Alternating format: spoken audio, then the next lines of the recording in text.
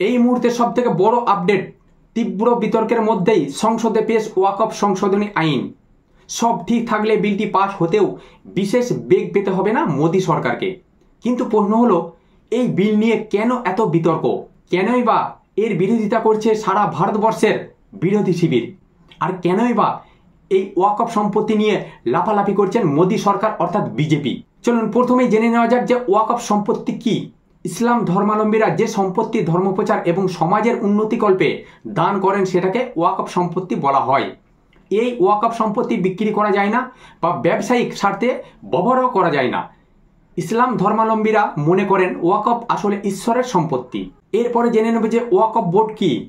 ওয়াকফ সম্পত্তি রক্ষা করার জন্য আলাদা বোর্ড বা কমিটি গড়ার ধারণা ভারতে শুরু হয় সেই সুলতানি আমল থেকে। ওয়াকফ সম্পত্তি শুরু হয়েছে সুলতানি আমল থেকে, আর এখন এই ওয়াকফ সম্পত্তিকে নিয়ে উঠে পড়ে লেগেছে মোদী সরকার। সে চাইছে নিজের হাতে নিতে। দ্বাদশ শতাব্দী থেকেই ওয়াকফ বোর্ডের ধারণা তৈরি হয়। এই বোর্ডের মূল কাজ ওয়াকফ সম্পত্তির রক্ষণাবেক্ষণ এবং নিয়ন্ত্রণ করা। স্বাধীন ভারতে 1954 সালে পাশ হয় ওয়াকফ আইন।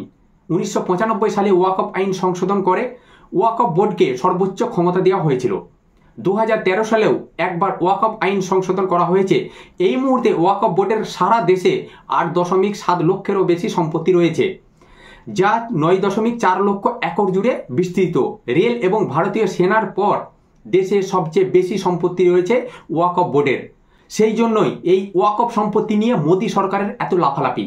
প্রস্তাবিত ওয়াকফ সংশোধনী বিলে কি আছে? বর্তমান ওয়াকফ বিলের 40 নম্বর ধারা অনুযায়ী ওয়াকফ বোর্ডের দখল করা সম্পত্তি বা জমিতে কোনো রকম সরকারি পর্যালোচনা বা রিভিউ করা যায় না। পর্যালোচনা ছাড়াই ওয়াকফ বোর্ড জমি দখল করতে পারে। কোনো সম্পত্তি নিয়ে ব্যক্তিগত মালিকানা এবং ওয়াকফ বোর্ডের আইনি বিবাদ চললেও তা হস্তক্ষেপ করতে পারে না সরকার এই আইনেই মূলত ওয়াকফ অধিকার খর্ব করতে চাইছে। বিতর্কিত কোনো সম্পত্তির মালিকানা আদতে কার তাও খতিয়ে দেখার আইনি এখতিয়ার সরকার নিজের নিয়ন্ত্রণে রাখতে চাইছে। একাধিক ক্ষেত্রে ওয়াকফ বোর্ডের একছত্র অধিকার খর্ব করা হতে পারে। নতুন সংশোধনীতে ওয়াকফ বোর্ডের সেই একছত্র অধিকার কেড়ে নিয়ে কোনো সম্পত্তি ওয়াকফ কিনা সেই চূড়ান্ত সিদ্ধান্ত নেওয়ার ক্ষমতা দেওয়া হবে জেলা শাসক বা সমপদমর্যাদার কোনো আধিকারিকের হাতে। এর পাশাপাশি আপত্তি উঠেছে নতুন বিলে ওয়াকফ বোর্ডে 2 অমুসলিম সদস্যের অন্তর্ভুক্তির বন্দোবস্ত নিয়েও। মানে বিজেপি সরকার চাইছে এই ওয়াকফ সম্পত্তি তাদের নিজের হাতে নিতে। এছাড়া রয়েছে একটি কেন্দ্রীয় পোর্টালের মাধ্যমে ওয়াকফ সম্পত্তির নথিভুক্তিকরণ নিয়ন্ত্রণ করার প্রস্তাব। পুরনো আইন অনুযায়ী কোনো সম্পত্তিকে ওয়াকফ সম্পত্তি ঘোষণা করলে চিরদিনের জন্য সেটি ওয়াকফ সম্পত্তি হিসাবেই থেকে যেত। নতুন বিল পাস হলে এবার সেটাকে চ্যালেঞ্জ করা হবে।